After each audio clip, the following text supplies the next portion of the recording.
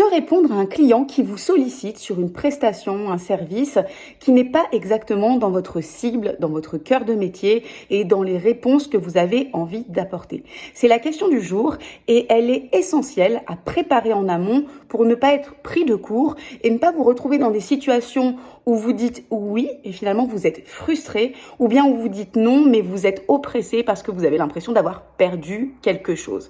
Bienvenue dans cette capsule. Si vous ne me connaissez pas encore, je suis Amélie Rigano, je suis formatrice et coach. J'interviens en entreprise, j'accompagne les équipes, les managers, mais aussi j'accompagne les entrepreneurs qui souhaitent passer au niveau supérieur et qui souhaitent développer une entreprise consciente et qui fonctionne à leur manière.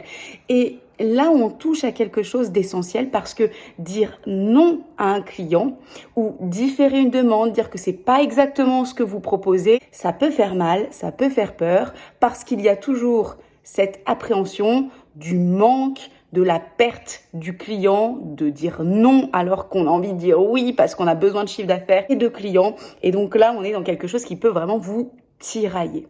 Imaginons que vous veniez vers moi et que vous me sollicitiez pour intervenir sur un domaine que vous pensez qui est le mien. Et je vous réponds, soit à chaud, parce que je sais que c'est pas vraiment dans ma cible, ou je vous dis, laisse-moi 24-48 heures, je réfléchis et puis je te donne une réponse. Quoi qu'il en soit, je vous réponds en vous disant, écoute, merci beaucoup de m'avoir sollicité. Très honnêtement, c'est pas exactement là où je pourrais t'accompagner au mieux. Moi, tu vois, mon activité, là où je peux t'aider, c'est dans ceci, dans cela.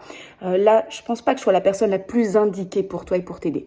Je connais une personne qui fait ça très bien, c'est vraiment son métier et que je peux te recommander. Si tu es d'accord, je vous mets en relation tous les deux et puis tu prends ta propre décision. Qu'en pensez-vous? Qu'est-ce que vous allez vous dire?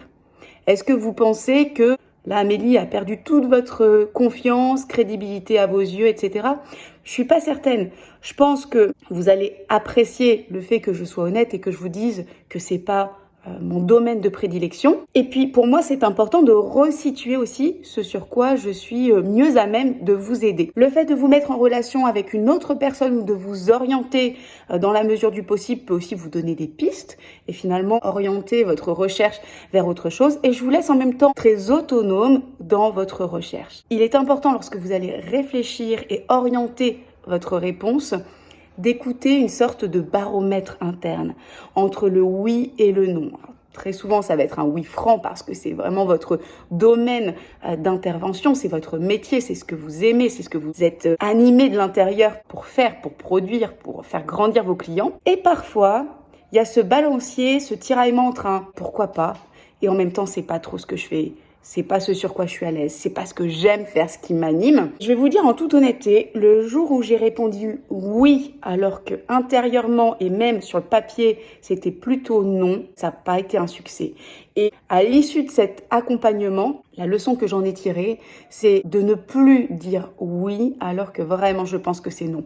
Pourquoi? Parce que lorsque vous êtes dans une situation où tout vous dit non parce que c'est pas votre domaine de compétence, parce que vous n'êtes pas à l'aise, parce que c'est pas ce que vous aimez faire, c'est pas ce qui vous challenge non plus, vous n'allez pas donner le meilleur de vous-même envers et contre tout. Que vous essayez ou pas, ça sera forcément un tiraillement. Par contre, n'allez pas dire non à la nouveauté. Ne dites pas non parce que c'est une mission nouvelle, que vous ne connaissez pas ce secteur, que c'est pas exactement ce que vous avez fait à partir du moment où c'est quelque chose qui vous dynamise, que vous avez envie de donner et qui va enrichir tant votre client que vous-même et faire grandir votre structure. Vous voyez, le oui, le non, lorsque vous êtes entre les deux, n'est pas aussi radical. Laissez osciller un peu le balancier intérieur et en fonction de ce qui prend le pas, faites votre choix et assumez-le.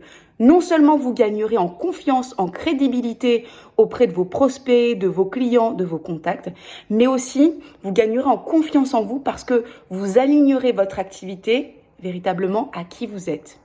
Partagez vos expériences et n'hésitez pas aussi à raconter les fois où vous avez dit oui alors que c'était non, les leçons que vous en avez tirées, mais aussi les fois où vous avez dit oui alors que vous aviez de l'appréhension et que vous vous êtes permis de vivre et de vous ouvrir à de nouvelles expériences. À très bientôt sur les vidéos d'Essence de marque.